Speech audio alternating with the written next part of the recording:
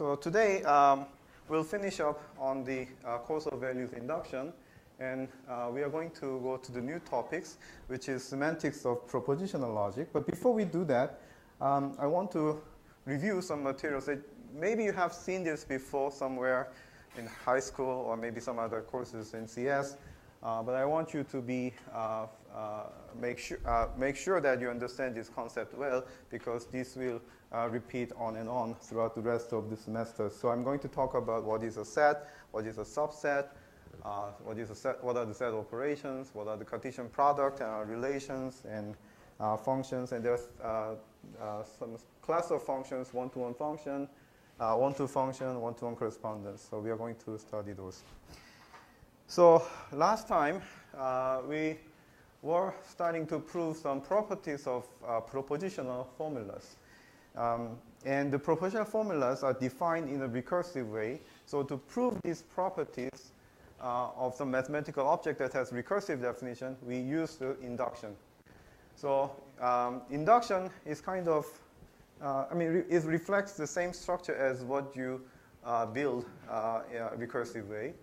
So to note that the first two cases are like a base case. You have in every atom or a bottom or top. They become the formula.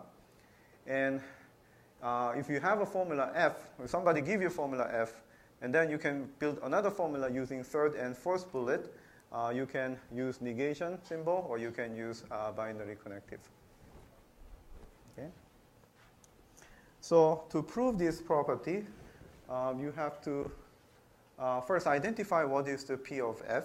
So P of F is the properties of the formula that F has. Now note here that this is a bit different from the other induction that you saw in the previous classes. The induction was based on the numbers. Okay, so postage example and horse example and Fibonacci numbers, they were about the numbers.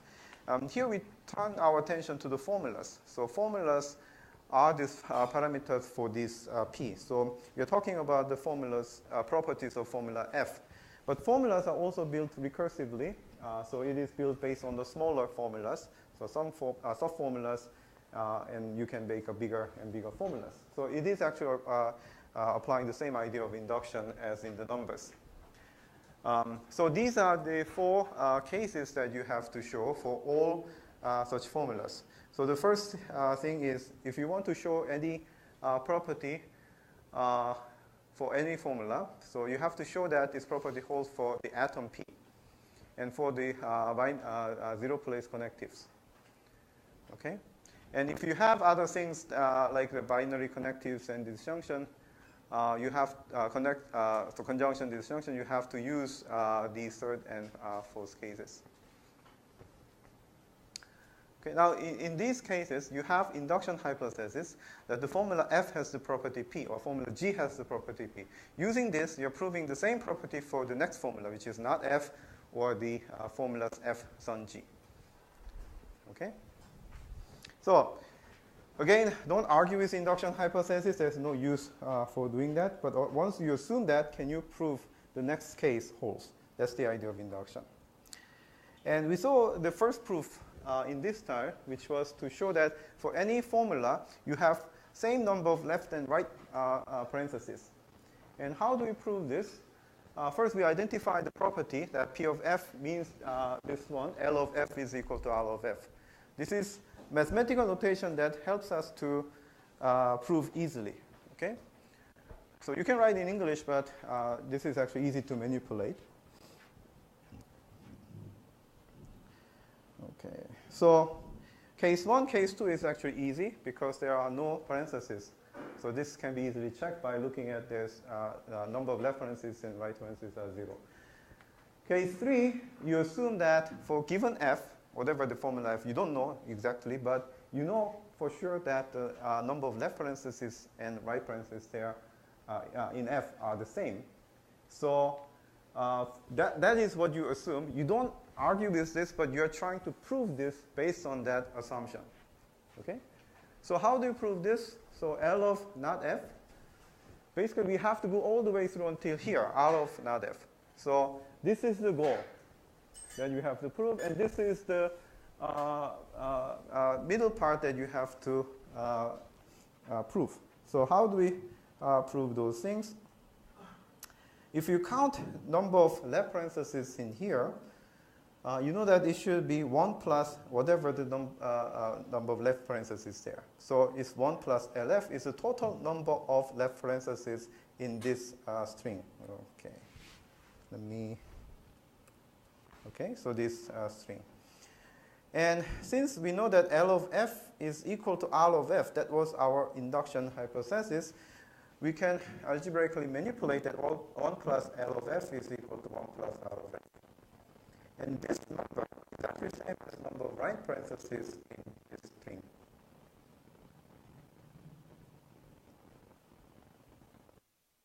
Okay? So, whatever the number of right parentheses in F plus 1. Okay? Now, case 4 is similar, but you have actually two induction hypotheses. Because this is course of values induction, you can use induction hypothesis for whatever formula that is smaller than the current formula that you are going to prove. Among them, you chose next largest formula, which is F and G. So for F, you know that number of left and right parentheses are the same, number of left and right in G are the same. So from this, can we prove that the number of left parentheses here is equal to number of right parentheses here?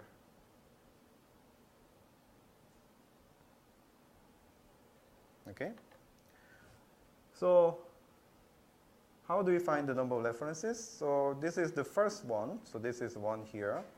And F, you may not see it, but there are some number of left parentheses. So we can denote that by L of F. Same as G, as L of G. Okay? So this is the number of all left parentheses in this string here. Same way, this is the number of right parentheses. So this L of F is same as R of F. L of G same as R of G. So you get this equation. And this whole sum is exactly the same as number of all right parentheses in this string, because that's R of F, R of G, followed by 1. That the total number of right parentheses in this string is this equation. So we prove in the end, this one is equal to this one, which was the goal to prove. After establishing these 4 cases by induction principle, you can say that this property holds for all formulas, because all formulas, whatever the formula is built using these rules. And these 4 cases cover any possible ways to form the formulas. Right, so now let's talk about sets, relations, and functions. Okay, so what is a set? Everybody knows what is a set. It's a collection of distinct elements. So if you have 1, 5, 7, this is one way to write the set. We write the members explicitly by comma-separated list. It's not a list, but it's, you use comma to separate this element. You can also write as in English, the set of all students in CSE 259. You can also talk about the set of all real numbers in 0, 1. Here, you cannot actually enumerate them because real numbers in 0, 1 are infinitely many. But it's not only infinite, you cannot count, uncountably many. Okay? And set of all positive integers is countable, but still infinite. The set of all positive even integers, okay, that's also. If you learn the number theory, you'll see that the size of the 2 last sets are actually the same. Okay, so, but we are not going to that here. Another way to write it is you have this so-called intentional set notation. You write x bar and then give the property about x. The idea is the property is true, then this element should belong to the set. If the property is not true, that element will not belong to the set. So when they say x is an integer divisible by 2, only those numbers will be in the set. Okay? And if it is not divisible by 2, that will not be in the set. And we write membership as x is a member of A if x is an element of A. Okay? Now, the Socrative time. So, actually, this is not. So, 5 is a member of 157. True or false? True. Good. Because 5 is one of the comma separated one. So, 8 is a member of 157. True or false? False. Okay. Good. So, you know what is. Okay, so, this is true. This is true. This is false. Now, what about this guy? So let's actually open the Socrative. Okay, so this is empty set. Empty set is a member of 157. True or false?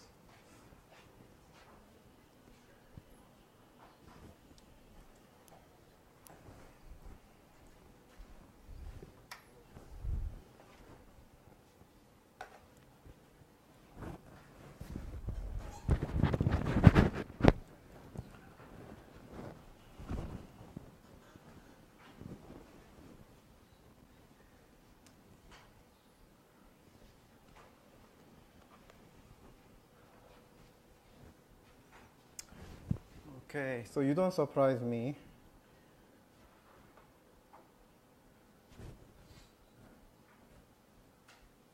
So, one student who is not listening at all, didn't participate anything here. But more, okay, I don't see it. Okay, so majority chose true. Is it? This is actually false.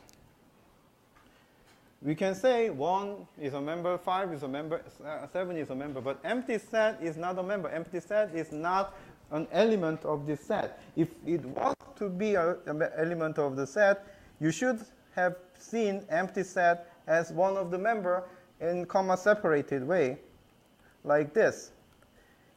In this case, we can say empty set is a member of this whole set. Empty set, in this case, is not a member of this set. Empty set is a member of this set. Okay, it's a bit tricky, but you have to be worrying about this nested level here. Okay, all right, so most of you got caught in my tricky question. Okay, what about the next one?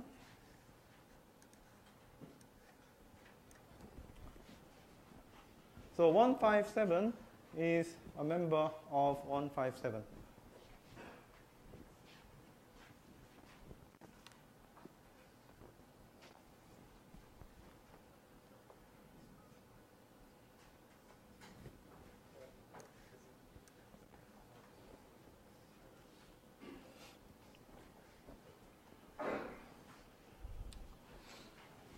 Again, if you look at the same way, 157 is not a member of this set 157. So this is actually false.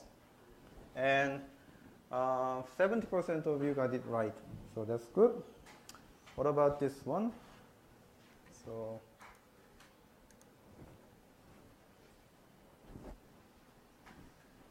the last one is 1, an element of this set contains a singleton set 1.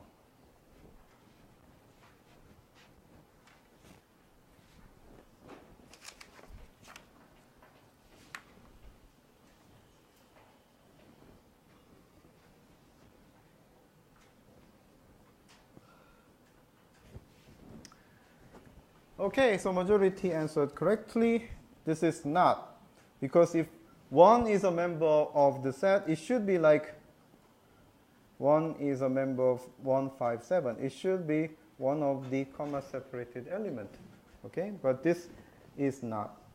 Okay. Although we can say in the last case, the singleton set is a member of the set that contains a singleton. This is actually true. Okay, next one.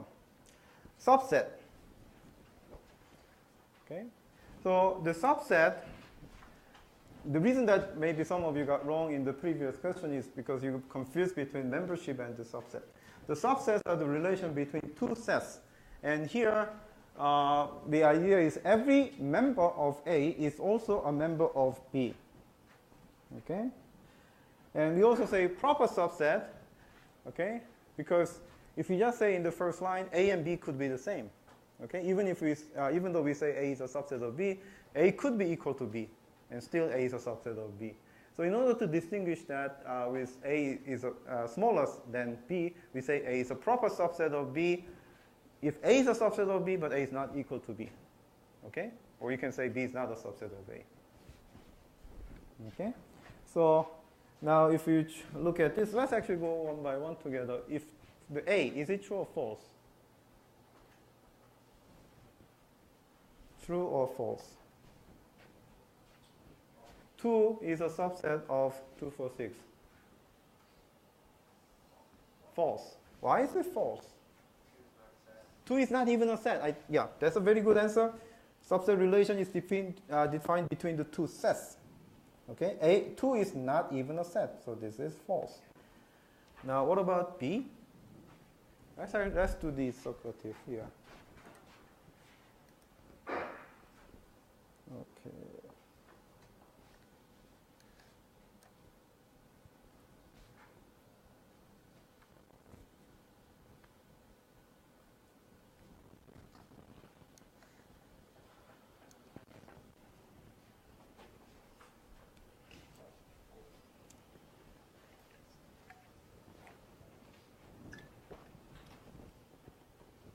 So is the empty set a subset of 2, 4, 6?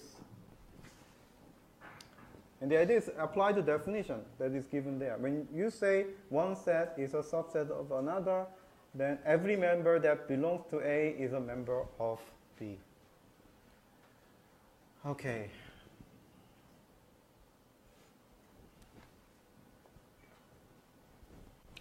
So about 2/3 was saying true, okay, and 1/3 is saying false. The answer is actually true. Why is it true according to the definition? Well, how many elements does empty set have? Nothing. Okay? So then you don't have to worry about whether the element of A belongs to B because there's nothing to check. So this is very trivial to check. Okay. C, is it true or false? 2, 4, 6.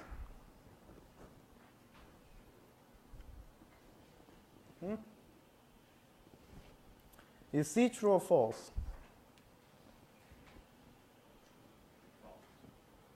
True, false, true, false.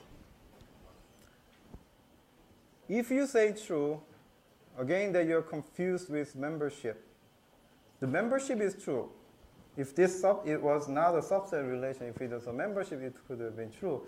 But if it's a subset, it's not. This is false. And if you look at D, it will be easier. Okay? So look at the D first. D says every member of this set. So there are how many elements are in this set A? How many elements are there? How many? 3, right? So 2, 4, 6. These are the elements. Is 2 belong to the second set? Yes. Does 4 belong to second set? Yes. Does 6 belong to second set? Yes. All these 3 belong to second set. We are fine. So this is true. Okay? Now, let's look at this. How many elements are in 2, 4, 6? 3, same as before. Is 2 a member of this one? No. So this is not a subset relation. What about this? How many elements are in this set? How many elements are in this set? 1. The member itself is a set, 2, 4, 6. Does it belong to this set? No. This is also false. Okay? So the definition is not complicated, but applying the right definition is not that always simple. What I often observe is you're confused between the membership and the subset relation. So try to first identify what is the membership and use membership to check the subset relationship. If you can do this correctly, you will not fall into this trap. However, even if you do that, there is a problem. This is not your problem. Okay? So we just said, maybe in your high school or even in some discrete math, if you didn't learn this thing, you say that a set is a collection of any definable collection. Okay? This is actually not well defined. It's called naive set theory, and there's actually a well-known example about it, why this is a problematic definition. So if you just say set is just a collection of objects, that's not going to work in some formal mathematics. So Russell was giving this example. So there's an old village where there's only one barber, and they are all cleanly shaven. And the barber announces this fact that I shave all and only those men who do not shave themselves. Okay? I'm going to shave all and only those people who do not shave themselves. That's what he announced it. The question is, who shaved the barber? Why is it I don't know. Actually, this is not that simple. Okay? So let's try to see what is going on using natural deduction that we know. Okay? So who shaved the barber? How many cases are there? We are going to use or elimination method. Yes, how many cases? Are we assuming that the barber is a boy? It's an old town, yes. It used to be, yes. Let's not make things more complicated than necessary. Okay? So, barber is a man, okay? So, how many cases are there? Actually, there are two cases, okay? Who shaved the barber? It could be barber himself, or it could be somebody else. Okay? This is law of excluded middle. Either barber or not the barber. Case one, suppose another person shaved the barber. What becomes a problem? If another one shaves the barber, barber is the one who does not shave himself. Right? And according to what barber claimed, he has to shave himself because he didn't shave himself. Big case. Let's go slowly. Okay, so let's actually look at this claim, all part. Let's look at all part. Barber said, I shave all men who do not shave themselves. Okay, so let's look at this. So we ask a question, who shaved this barber? Case one, somebody else shaved the barber, meaning that barber is not shaving himself. Since barber does not shave himself, and he has to shave all those people, that means he has to shave himself. Doesn't make any sense. So this is a contradiction. Because he said he's going to shave all men who do not shave. So if he does not shave himself, then according to his claim, he has to shave himself. It's a bit tricky. If you didn't understand, just read it again and you may get it. Okay, case two. What if now the barber shaves the barber? And I want you to look at now this part of the barber's announcement. If barber shaved himself, then according to he said, he's shaving only those who do not shave himself. So he shouldn't shave himself. You get it? Now let's go slowly again. So suppose the barber shaved the barber. There's only one barber, so don't worry about different barbers. So barber shaved himself. But he said before, I shave only those men who do not shave themselves. So if he's shaving himself, he shouldn't shave, right? That's not going to work. Again, we get this contradiction. No matter what case that we are in, we got the contradiction. That means we conclude contradiction at the end using the law of excluded middle. So if I'm going to write it here, this is not barber or barber. This is the law of excluded middle.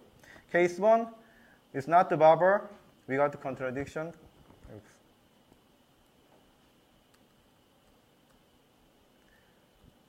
Case two, if it is Barber, we got to also do contradiction. So this is the first box, second box. Okay, using the OR elimination, we can derive bottom at the end. Do you see the structure here? This or this must be true. If this is true, we got contradiction. If this is true, we got also contradiction, meaning that regardless of which case that we are in, we always get the contradiction. Okay? So what happens here? If you define, so the conclusion is, if you define the definition of set in this way, you will be in trouble. All mathematics will collapse because mathematics become unsound, which is the very property that every mathematician wants to avoid. Okay? You try to build some safety critical machine using all this mathematics, and then you realize that it has a bug in the mathematics, not your code. The theory itself has a bug. Okay. Okay, so what is going on with this approach to define a set? Basically, it's this definition that creates a problem. The set of all sets which do not contain themselves. Okay, if you just think about, instead of Barber, you can just think about a set. Okay, so here is the definition of the set that you can write if you accept the naive set theory. So let R be a set of elements such that X, a set of X such that X does not contain X. In other words, X is not a member of X. Okay? And if you remember the previous slide, we actually saw many examples of that kind. So for instance, 157, okay, was not a member of 157, right?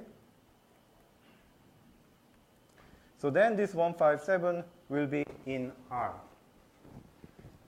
Okay? So this set, of course, is not well defined, but anyway, if you can accept the definition in naive set theory, we can say that this is a set. Okay, so R is a set of elements X such that X does not contain X. What happens here in the Barber's paradox is you will immediately realize that R is not a member of R if and only if R is a member of R. That was the contradiction that led to the Russell paradox. Let's actually look at this one more time. So suppose you can define this set. Okay? And let's assume we have an element that satisfies this relation. So R is not a member of R. Okay? Like 157 was not a member of 157. Now let's look at the definition of R. R is saying that anything that does not contain itself must belong to R, right? Look at this. Okay, if R is not a member of R, then it satisfies this condition. And by definition of a set, this R must be a member of this R. So we conclude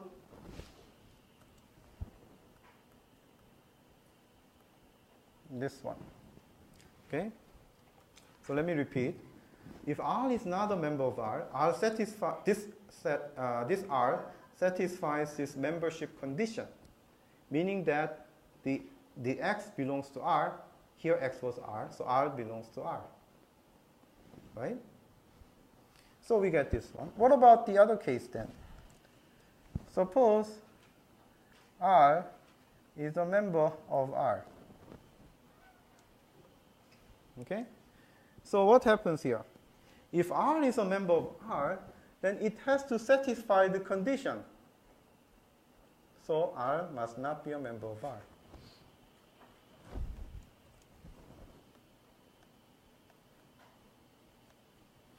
Okay? The only condition that makes X to be in R is when X is not in X, right? Okay? So if R is in R in this set, that means R satisfies the condition here, meaning that R is not a member of R. In either case, we got the contradiction. Now, there are actually many examples of this kind. So you can think about a container that contains all containers that then contain themselves. Okay, similar to the Barber's case, you can say. In computer science, the compiler that compiles only those which do not compile themselves. That's also a paradox. Okay, you can imagine a lot of these things. So there's something called axiomatic set theory that was born to avoid this paradox. And it is defined in terms of formal logic. And unfortunately, we are learning the formal logic now, so we don't have time to go over this. But once you learn some basics of logic, and if you happen to know more about it, try to look for the axiomatic set theory and find the axioms there to avoid this kind of paradox. Okay. All right. So the next one is about set operation, and okay. So if you go to 355, there's a lot of formal language, automata theory, where you're going to use this kind of set operation. Union, what is, so maybe if you have some intuition, that's okay, but I also want you to understand the formal definition, because intuition may go wrong in some corner cases. So A union B is defined formally as a set of X such that X is a member of A or X is a member of B. A intersection B is similar, but X should be a member of both A and B. And A set minus B is a set of X such that X belongs to A but does not belong to B. There's another thing called power set. And okay, this power set, okay, good.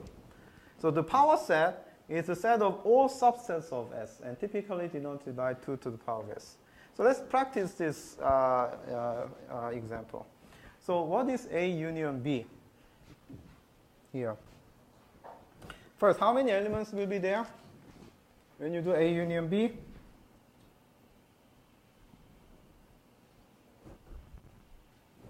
How many elements will be there in A union B?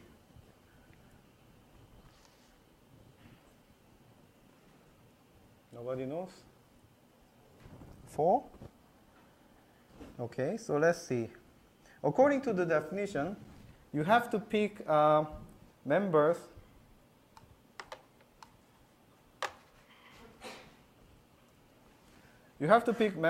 from each of their set, right? So A has 2 elements, 1 and 2. B has 2 elements, but these elements are different from the elements in A. So it has singleton set 1, singleton set 2. So there will be 1, 2, singleton set 1, singleton set 2. Okay, so there are 4 elements there. What about A intersection B? Empty. We don't call it 0 because 0 is a number, but we are talking about the set. So this is empty set. Okay, also denoted by this symbol. Okay. What about A set minus B? 1 and 2 is in A, okay, and they are not in B, so A minus B is actually equal to A in this case. What about 2 to the power of A?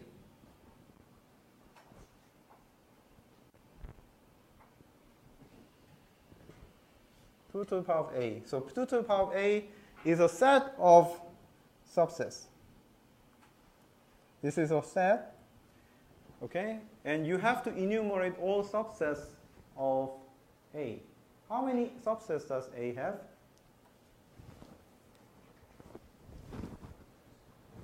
How many subsets does A have? Empty set, right? If you don't choose 1 or 2, then 0. If you choose 1, that's another case. If you choose 2, another case. If you choose both 1 and 2, that's another case. So you will have 4 subsets. And you can check, using the definition that I provided before, each of this element here is a subset of 1, 2. Okay? In other words, you can check empty set is a subset of 1, 2. Okay? 1 is a subset of 1, 2. 2 is a subset of 1, 2. 3 is a, there's no 3. 1 and 2 is a subset of 1, 2. Okay. All right. So now what about 2 to the power of b, or the power set of b?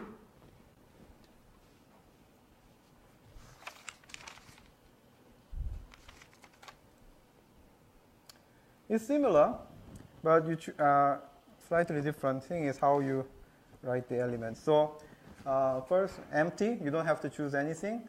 But if you happen to choose the singleton set 1, then you have to choose this one. The second one is this. The third one is this. Okay? All right. Now let's talk about other things. So suppose you have m element, okay, in the set. How many subsets can you generate? 2 to the power of m, right? Okay, so if you have 1, 2, 3, let's say you have up to m, then how many subsets will be there? Okay, so you can enumerate one by one, the empty set, or 1, okay, or 2, okay, or singleton set, and 2 element set, and so on and so forth. This is actually very tedious to do. So I want you to actually understand what is going on. So there are actually multiple ways that you can count. How many subsets are there? Each subset will either contain this each element or not. So there are 2 choices, right? So each element can either pick 1 to be in the set or not, or 2 to be in the set or not, 3 to be in the set or not. So there are actually 2 choices for this guy to be included, 2 choices for this guy to be included, 2 choices to be, this guy to be included. If you do this counting, this will be 2 to the power of n. Okay. Another way to view this is, suppose you look at this as a table.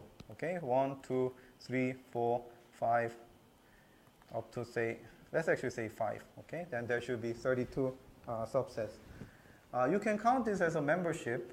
So 0, 0, 0, 0, 0 means none of the things are in the set. That means empty set.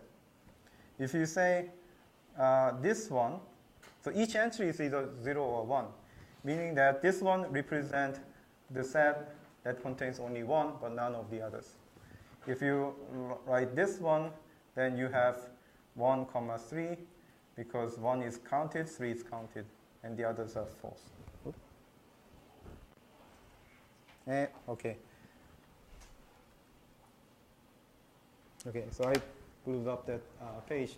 So in general, if you have m elements, then there are 2 to the power of m subsets that you can form.